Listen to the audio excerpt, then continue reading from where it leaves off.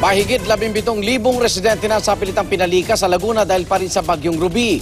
Live mula sa Los Baños, saksi si Cedric Castillo. Cedric.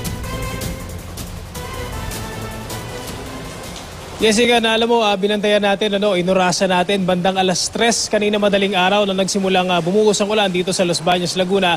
At hanggang sa ngayon ay meron pa rin panakalakang pagbuhos ng ulan. At dahil dito ay binantayan ng mga otoridad maghapon at magdamag ang banta ng landslide at pag-apaw ng lawa.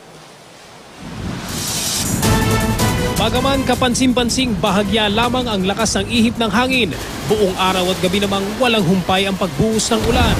Kaya sa ikalawang sunod na gabi, sa evacuation center na ito sa Los Baños, Laguna, mananatili ang ilang residente. Salamat kami dahil hindi naman kasi lakas nung inaasahan na dati. Sa ngayon po ay naramdaman namin ay puro ulan lang yun, hindi masyadong hangin.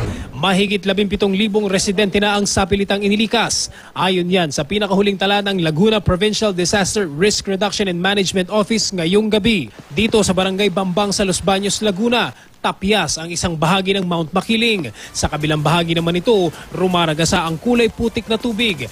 Dahil sa mga bantang yan, kaya pinalikas muli ang mga residenteng nagbalikan doon matapos mag-evacuate itong Sabado. Pinalilikas na rin ang mga nasa tabi ng Laguna de Bay bago pa man lumakas ang mga alon.